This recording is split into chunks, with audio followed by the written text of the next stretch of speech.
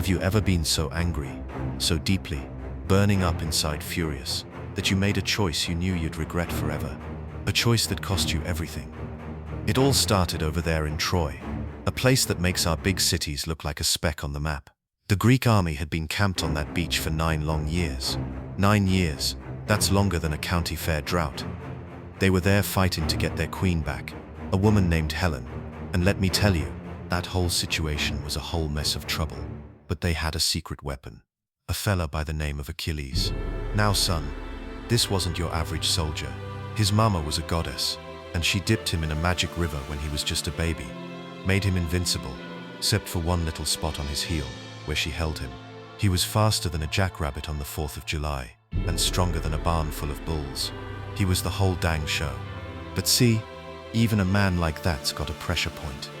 And for Achilles, it wasn't his heel, it was his pride. His temper was shorter than a sheep in a drought. Well, the big boss, King Agamemnon, a man with an ego big and all outdoors, went and did a foolish thing. He got his feelings hurt and had to give back a prize he'd won. So to make himself feel better, he went and took the prize that belonged to Achilles. Took what was his, right out from under him, in front of God and everybody. Well, let me tell you, that lit a fuse on a stick of dynamite. Achilles saw red. He stood up and said, "All right, partner, you take her. But I am done. I will not lift a finger, not a single spear for you. You'll see what this war looks like without me." And he meant it. He just quit. The greatest fighter in the world went and sat down in his tent and sulked like a mule that sat on a cactus. He just parked it. And without him, well, the whole thing went sideways faster than a tractor on an icy road. The Trojans, led by their good and noble prince Hector, started whooping on the Greeks something fierce. They were getting pushed right back into the ocean. Now Achilles had a best friend, a fella named Patroclus, a kinder soul you never did meet. He couldn't stand to watch his friends get cut down.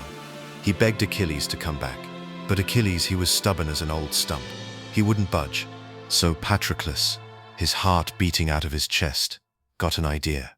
He put on Achilles' famous armor, thinking he could scare the Trojans, make them think the big dog was back on the hunt, and it worked.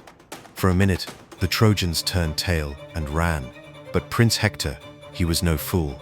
He saw through it. He met Patroclus on that field and, well, it was a tragedy. Hector killed him, took that famous armor right off his fallen body. When the news got to Achilles, oh honey, that famous temper of his didn't explode. It just died, went cold and dark. What was left was a grief so heavy it would have crushed a lesser man. He knew right down to his bones that this was his doing. His pride had gotten the best friend he ever had killed. And that's when the real story starts. See, this ain't a war story no more. This is a story about a broken man and the vengeance that eats him up inside. He had new armor made, and when he walked out onto that battlefield, he wasn't fighting for a king or a country no more. He was a storm of pure sorrow. He wasn't a soldier, he was a natural disaster. He cut through that Trojan army like a hot knife through butter, not stopping for nothing until he found the one man he was looking for, Hector. They fought under them high walls, but it wasn't a fair fight. It was a force of nature against a man. Achilles won. He killed Hector, and in his pain, he did a terrible, shameful thing. He tied Hector's body to the back of his chariot and dragged him through the dirt and the dust, day after day. It was an ugly, awful sight. The whole war just kinda stopped and watched, horrified.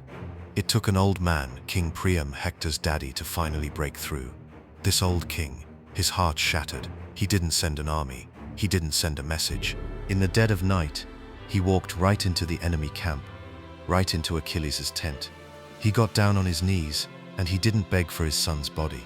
He asked Achilles to remember his own daddy. And something in that mighty warrior just broke.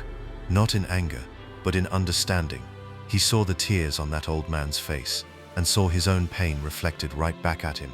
He saw the terrible, ugly cost of all that rage. He was finally able to let it go. He helped Priam up, and he gave him back his son. So the story ends, not with a big victory party, but right there in a quiet tent. Two enemies, a young Greek and an old Trojan, sitting together, sharing some food, and crying for the boys they both lost. It reminds us that the biggest battles ain't fought with swords and spears. They're fought right here, in a man's own heart, between his pride and his mercy. And the strongest thing a man can ever do is sometimes just to finally lay his burden down.